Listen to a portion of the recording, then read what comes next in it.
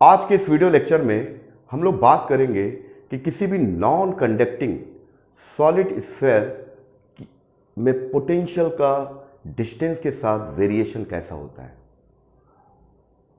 जैसा कि आप लोग को मालूम होगा कि इलेक्ट्रोस्टैटिक्स में जो कि कंजर्वेटिव फील्ड है, कंजर्वेटिव फील्ड में इलेक्ट्रिक फील्ड को इलेक्ट्रिक पोटेंशियल के साथ हम रिलेट कर सकते हैं और वो एक्सप्रेशन है हमारा, जिसके बारे में अलग से मैंने यूट्यूब में वीडियो बना के भी अपलोड किया है। वो है किसी भी पॉइंट पर जो इलेक्ट्रिक फील्ड होता है उस पॉइंट पर डिक्रीजिंग पोटेंशियल के इक्वल होता है। तो इसको अगर मैं रीड करूं mathematically, the potential electric field at any point is the negative potential gradient. At that point potential is the scalar quantity, electric field is the vector quantity, but potential gradient is the vector quantity. तो vector का sign लगाएंगे are cap, यानी potential decreasing potential gradient, the negative potential gradient will be equal of the electric field. तो ये जो expression है, इस expression के हेल्प से अगर आपको पोटेंशियल दिया है तो उसको पार्शियली डिफरेंशिएट कर दीजिए तो इलेक्ट्रिक फील्ड निकल जाएगा, और अगर इलेक्ट्रिक फील्ड दिया हुआ है तो उसको इंटीग्रेट करेंगे तो पोटेंशियल निकल जाएगा। तो ये जो एक्सप्रेशन है बहुत इंपॉर्टेंट एक्सप्रेशन है, जिसके थ्रू हम न्यूमेरिकल प्रॉब्लम भी सॉल्व कर सकते हैं। तो इसी एक्सप्रेशन को यूज करके मैं इस नॉन कंडक्टिंग सॉलिड स्फीयर का पोटेंशियल का एक्सप्रेशन निकाल के आपको दिखाता हूं, और उस एक्सप्रेशन के बेसिस पे हम लोग ग्राफ भी प्लॉट करेंगे और उसको कंपेयर करेंगे कि नॉन कंडक्टिंग सॉलिड स्फीयर में पोटेंशियल कैसे वेरी करता है और जो स्फेरिकल सेल में पोटेंशियल कैसे वेरी करता है, उसको कंपेयर करके भी हम आपको दिखाएंगे। तो चलिए स्टार्ट करते हैं। तो इस एक्सप्रेशन के हेल्प से मैं इस एक्सप्रेशन को लिखूं तो dv इज इक्वल टू होगा माइनस EdR। जैसे कि आपको मालूम है कि पोटेंशियल होता क्या है। पोटेंशियल का मतलब होता है negative amount of the work done, यानी इन्फिनिटी से इलेक्ट्रिक फील्ड के किसी भी पॉइंट तक किसी चार्ज को अगर आप, जो भी फोर्स का नेचर है, जो फोर्स ऑफ अट्रैक्शन या फोर्स ऑफ रिपल्सन, उसके अगेंस्ट आपको कुछ वर्क डन करना पड़ेगा। This negative amount of the work done is known as the potential at that point. तो हम इस पॉइंट पर पोटेंशियल, यानी सेल के अंदर कोई पॉइंट है, ये पॉइंट P है, इस पॉइंट P पर हम पोटेंशियल फाइंड आउट करना चाहते हैं। We want to find the potential at point P due to this non-conducting solid sphere। तो हम लोग क्या करेंगे, सपोज हमारा रेफरेंस पॉइंट है infinity outside the electric field. इस रेफरेंस पॉइंट से इस पॉइंट तक मैं किसी यूनिट पॉजिटिव चार्ज को मूव कराऊंगा। तो ये देखिए मैं मूव करा रहा हूं, तो ये आपका ऐसा सा करके बनेगा, ये the total negative amount of the work done in a moving unit positive charge from infinity two point P, यानी यहां से यहां तक मूव कराने में टोटल जितना नेगेटिव वर्क डन होगा, this negative work done is known as the potential at point P। ठीक है, चलिए तो यहां पर इंटीग्रेट करेंगे। अगर आपको पोटेंशियल चाहिए तो आपको इंटीग्रेट करना पड़ेगा, तो इंटीग्रेशन का साइन लगा दिया मैंने। और यहां पर जो रेफरेंस पॉइंट है, इनिशियल पॉइंट मेरा इन्फिनिटी है, और कहां तक ला रहा हूं, एट पॉइंट P, तो यहां P लिख दूंगा मैं। तो हमारा जो इनिशियल पॉइंट है, रेफरेंस पॉइंट है infinity two point P, where point P lies inside the sphere. तो चलिए, तो यहां जो पोटेंशियल का जो एक्सप्रेशन आएगा, एक्सप्रेशन ऑफ द पोटेंशियल ये होगा minus infinity two point P। What is the distance of the point P from the centre is the small r, तो स्मॉल r, और ये होगा EdR। अब हम इस पोटेंशियल को दो तरीके से निकालना चाहेंगे। हम पहले यहाँ इन्फिनिटी से सरफेस तक लाएंगे, फिर सरफेस से पॉइंट P तक। तो इसको दो पार्ट में डिवाइड करते हैं। The potential infinity to surface, यानी बाहर से उसके सरफेस तक लेके आ रहा हूं, तो यहां पर फील्ड का जो एक्सप्रेशन होगा outside the field, dr minus, फिर कैप सरफेस से अंदर पॉइंट P तक ले जा रहा हूं, तो the initial point R and final point is the P। और यहां पर अंदर की बात हो रही है तो फील्ड जो होगा अंदर वाली बात होगी। Intensity of the field inside the electric field अंदर कितना होगा, what is the intensity of the field inside the solid sphere, तो ये होगा डी आर।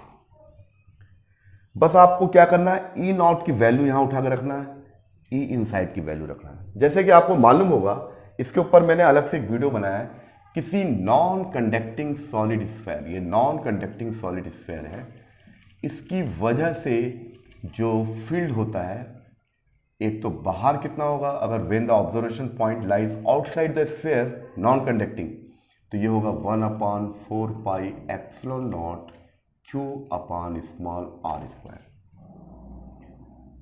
और अंदर कितना होगा फील्ड,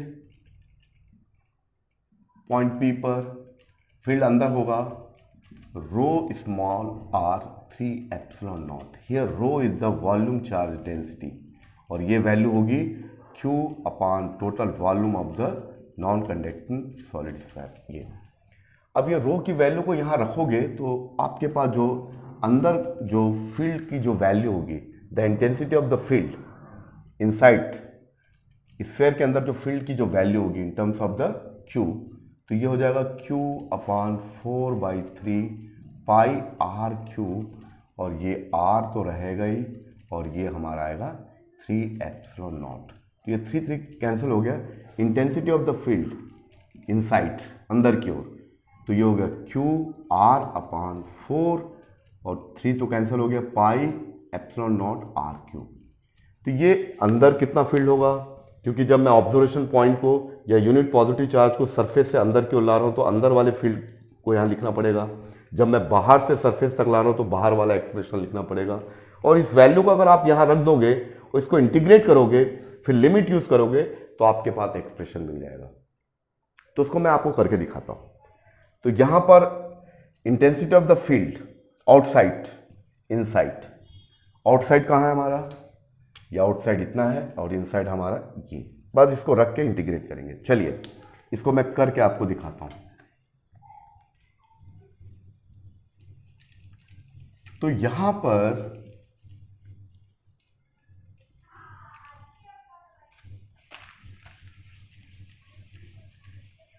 देखिए, यहां पर कितना होगा, देखिए तो हमारे पास जो एक्सप्रेशन आया v equals to minus infinity to surface, surface का मतलब ये सरफेस, सरफेस तक मिलाया तो सरफेस के इस पॉइंट से सेंटर से डिस्टेंस कितना है, कैपिटल आर, और ई नॉट पहले तो लिख लो आप D R, minus capital are surface से पॉइंट पी तक डिस्टेंस कितना है, स्मॉल आर, और ये अंदर के बारे में बात हो रही, तो फील्ड इनसाइड डी आर। इस और इसकी वैल्यू मैंने यहाँ पर निकाल लिया है, हमको मालूम है, ये नोन है, और इसके हेल्प से हम लोग निकालेंगे। चलिए अब इसको निकाल के दिखाता हूँ। चलिए अब ये हमारे पास जो आएगा, देखिए, हाँ अब चलिए,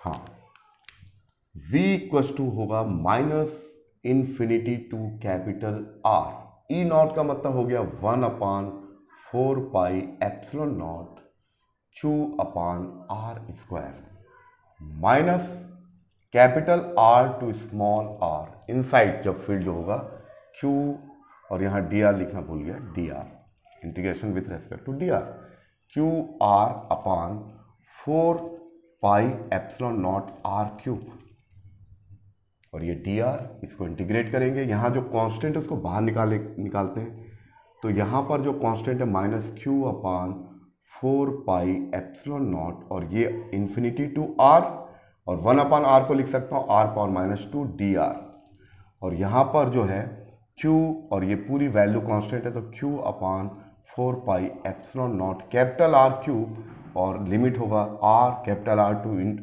स्मॉल r, और ये r होगा और with respect to D R. अब यहाँ पर ये माइनस को कॉमन ले लो, जो कॉमन आ रहा है, तो minus Q 4 pi epsilon naught common ले लिया, तो यहाँ पर जो इंटीग्रेशन होगा infinity to capital R, r power -2 D R, और यहाँ पर माइनस, यहाँ पर ये कॉमन ले लिया तो यहाँ पर बचेगा 1/, अच्छा ये माइनस कॉमन लिया तो ये हो जाएगा प्लस हो जाएगा, r क्यूब और ये हो गया आपका capital R small R R D R. ये अब इसको इंटीग्रेट करना और लिमिट यूज करना तो हमारे पास वो एक्सप्रेशन आ जाएगा। चलिए आगे, इसके आगे का मैं आपको बताता हूं।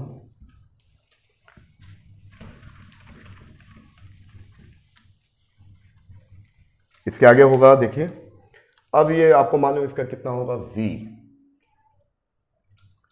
तो पोटेंशियल होगा -Q/4πε0, और यहां पर जो होगा r पावर -2 का होगा r पावर -2 + 1/-2 + 1। ये हो गया, लिमिट हो गया capital infinity to capital R। उसके बाद प्लस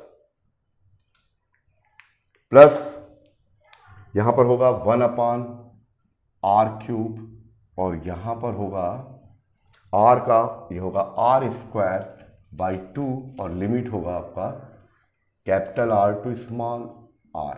ये तो बस और दो तीन स्टेप है, और ये -Q/4πε0, और ये अगर हम इसको सॉल्व करेंगे तो r पावर -1 पावर, या सीधा मैं लिख देता हूं, ये इसका सीधा हो जाएगा -1/r, और लिमिट है आपका इन्फिनिटी टू कैपिटल R, और ये प्लस हो जाएगा 1/r⁻³, और ये हो जाएगा 2 को इसके साथ लिख देते हैं 2, और यहां पर आएगा r², लिमिट हो जाएगा capital R to small r। तो ये मैंने इंटीग्रेशन कर दिया। अब इसको लिमिट यूज करेंगे तो हमारे पास फाइनल आंसर आ जाएगा। तो चलिए फाइनल आंसर लिख देते हैं। तो ये आपका इंटीग्रेशन का स्टेप हुआ। इसके बाद देखिए अब क्या होगा।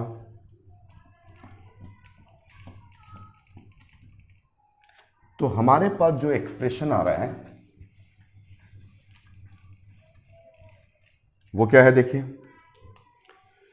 तो पोटेंशियल होगा हमारे पास -Q/4πε0, और ये हो जाएगा माइनस, लिमिट यूज करेंगे upper limit minus lower limit, ये फिर plus 1/2 capital R³ upper limit होगा r² small r², lower limit capital R²। ये आ गया।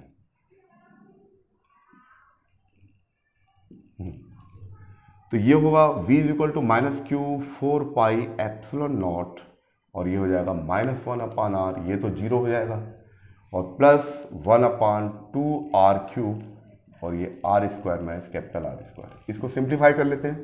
तो V = -Q/4πε0, और ये आएगा आपका -1/r, और ये प्लस, इसको ऑपरेट करिए अंदर, तो r²/2r³ माइनस, ये इसके साथ ऑपरेट होगा तो ये होगा 1/2r। अब ये जो वैल्यू, नेगेटिव वैल्यू आपस में ऐड हो जाएगा, तो V = -Q/4πε0, और ये हो जाएगा, इसमें -1/r कॉमन निकाल लो तो ये हो जाएगा 1 + 1/2, और ये आ जाएगा प्लस r²/2r⁻3। ये इसके बाद अगला स्टेप होगा, लास्ट एंड फाइनल, 2-3 स्टेप और है, इसको कर लेते हैं।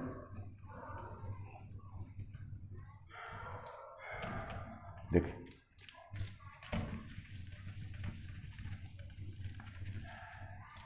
इसके बाद हमारे पास आएगा V = अब यहां पर लिख लीजिए Q/4πε0, और ये होगा -1/r, और ये हो गया 3/2, और ये प्लस r²/2r⁻3, ये आपका आ गया।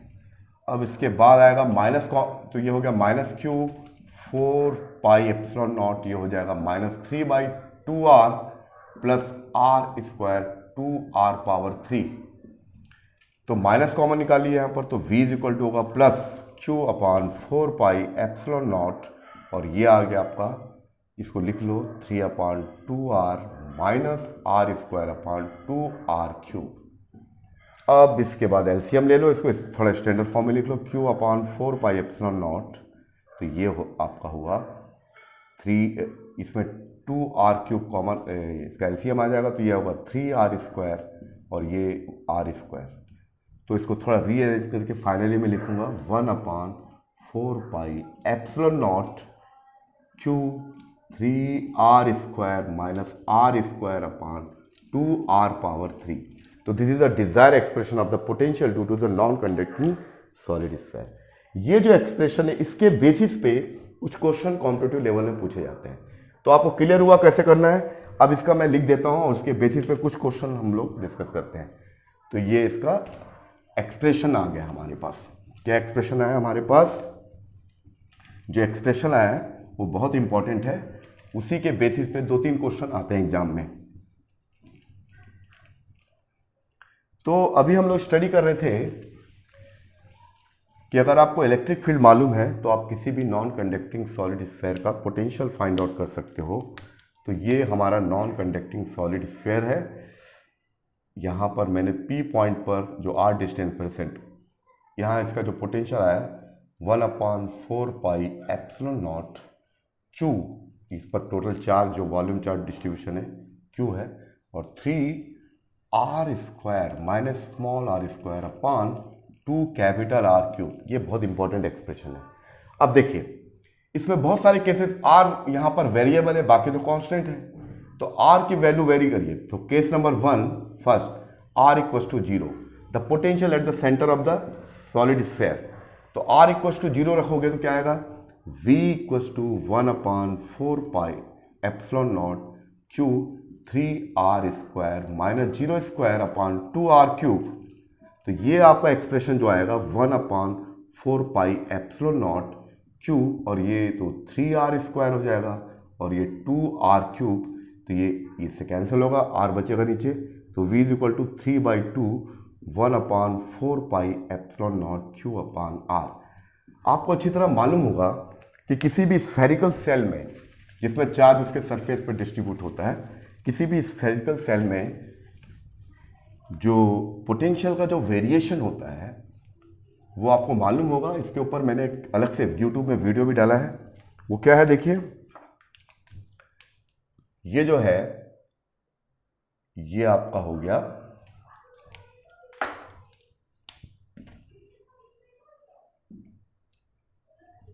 स्फेरिकल शेल, जहां पर चार्ज उसके सरफेस पर डिस्ट्रीब्यूट है, अंदर इलेक्ट्रिक फील्ड 0 है।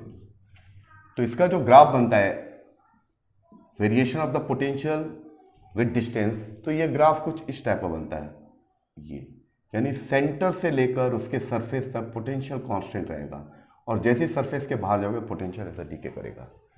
यानी इसका मतलब ये है कि आपका सेंटर पर सेंटर V इन V सरफेस सेम रहता है 1/4 epsilon naught Q upon capital R। जो रेडियस होगा उसका, इस स्फीयर का रेडियस अगर R है, सॉरी इस स्फेरिकल शेल का रेडियस R है। तो यहां पर जो एक्सप्रेशन आ रहा है नॉन कंडक्टिंग सॉलिड स्फीयर में, क्या एक्सप्रेशन आ रहा है? इसके सेंटर पर जो पोटेंशियल होगा वो शेल में जो पोटेंशियल होता है उसका 3/2 टाइम्स होता है, यानी 3/2 times of the V shell. तो शो दैट द पोटेंशियल, तो कभी कभी एग्जाम में आता है 1.5 टाइम्स होता है, 1.5 times is the potential due to the spherical shell. तो पहला ये निकला कंक्लूजन। दूसरा क्या निकल सकता है देखिए, दूसरा ये निकलेगा कि R की जगह पर कैपिटल R रख दें। तो what is the potential on the surface of the non conducting sphere? तो R की जगह कैपिटल R रखो। तो यहां पर पोटेंशियल कितना आएगा देखिए, पोटेंशियल आएगा आपका, पोटेंशियल जो आने वाला है 1/4 एप्सिलॉन नॉट Q, और यहां पर R² रखोगे तो 3 कैपिटल R², और ये 2r³। तो देखोगे आप, तो ये आपका आ जाएगा 4 एप्सिलॉन नॉट Q, और ये आपका हो गया 2r² अपॉन 2r³। ये 2 कैंसिल, R² से कैंसिल, तो V = आ गया 1/4 एप्सिलॉन नॉट, ये हो गया Q upon R। This is the potential due to the shell. Shell में जितना पोटेंशियल होता है उतना ही पोटेंशियल इस नॉन कंडक्टिंग सॉलिड स्फीयर में भी होगा, केवल उसके अंदर जो पोटेंशियल का डिस्ट्रीब्यूशन होता है, पोटेंशियल जो होगा वो वैसा नहीं होगा जो शेल में होता है। शेल में ऐसा सीधा चलता है। ये इसका कैसा होगा मैं आपको निकाल के दिखाऊंगा। तो आज के इस लेक्चर से हमको दो बातें समझ में आ गई। वो क्या? इसका ग्राफ कैसे प्लॉट करेंगे। देखिए इसका ग्राफ मैं प्लॉट करके दिखाता हूं। तो यहां पर दो चीजें हमको समझ में आ गई। वो दो स्टैंडर्ड चीजों को हमने समझ लिया कि जो स्फेरिकल शेल में तो सेंटर से लेकर up to surface the potential remains constant, but non conducting solid sphere में ऐसी बात नहीं होती है। वो कैसा होगा? इसका अगर आप ग्राफ प्लॉट करोगे तो यहाँ पर जो सेंटर पर जो होगा, centre of the non conducting sphere, solid sphere, ये होगा 3/2 times of the V shell. Shell में जितना पोटेंशियल होता है उसका 3/2 टाइम्स होता है when r equals to 0 at the centre of the solid sphere. और ये होगा आपका सरफेस पर कितना होगा? सरफेस पर उतना ही होगा वी शेल, इसमें कोई चेंज नहीं आएगा। तो इसका अगर आप ग्राफ अगर आप खींचोगे तो इसका ग्राफ कुछ इस टाइप का आएगा। ये आपका हो गया Vs, ये हो गया। इसको पहले तो आप ग्राफ को खींच लीजिए, फिर इसके बाद पर ये ऐसा है, ये 3/2 Vs when r equals to 0, और ये यहां से ऐसा वेरी करेगा, ये ऐसा करके लंबा कर। तो ये आपका हो गया ऐसा करके ऐसा। तो ये आपका हो गया r equals to capital R। यहां पर जो होगा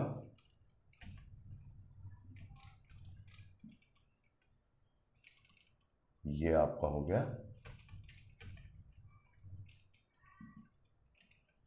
R इक्वल्स टू कैपिटल, ये होगा आपका Vs। तो ये जो इन दोनों ग्राफ में अंतर क्या है? स्फेरिकल सेल का है ये नॉन कंडक्टिंग सॉलिड स्फेयर का। नॉन कंडक्टिंग सॉलिड स्फेयर में जो पोटेंशियल का जो वेरिएशन होता है सेंटर टू सरफेस, सरफेस में दोनों का सेम हो जाता है, लेकिन सेंटर टू सरफेस ये ऐसा नॉन लीनियर फॉर्म में वेरी करता है। और यहाँ पर जो surface to centre spherical shell में ये कांस्टेंट रहता है, सेंटर टू सरफेस। तो ये दोनों में एक बुनियादी फर्क है, that is the basic difference between the spherical shell and non conducting shell. तो ये बहुत इंपॉर्टेंट चीज़ था जो आपके कॉम्पिटिटिव पॉइंट ऑफ व्यू से आपको बताया। तो आज के हमारे इस लेक्चर का मकसद ये है कि जो E is equal to -dV/dr है, उसके ऊपर मैंने 3-4 वीडियो बनाया, उसको आप जरूर देखिए। इसी के बेसिस पे मैंने आपको नॉन कंडक्टिंग सॉलिड स्फेयर का पोटेंशियल निकाल के दिखा। उसका वेरिएशन ग्राफ ऐसा होगा, सेंटर पर 3/2 the total potential 3/2 Vs is the potential due to the spherical shell. और ये तो इसी के साथ हमारा ये लेक्चर यहाँ ख़त्म होता है। अगर आपको ये वीडियो पसंद आया या आपको इस मेरे लेक्चर पर कुछ कमेंट करना है तो कमेंट कीजिए, या जो भी आप टॉपिक के ऊपर कुछ डाउट हो तो उसको भी आप कमेंट बॉक्स में डाल सकते हैं। साथ ही साथ अगर आपको ये मेरा वीडियो पसंद आया तो इसको सब्सक्राइब करिए, लाइक करिए और अधिक से अधिक लोगों तक शेयर करिए। Okay, thank you. फिर मिलते हैं अगले वीडियो में।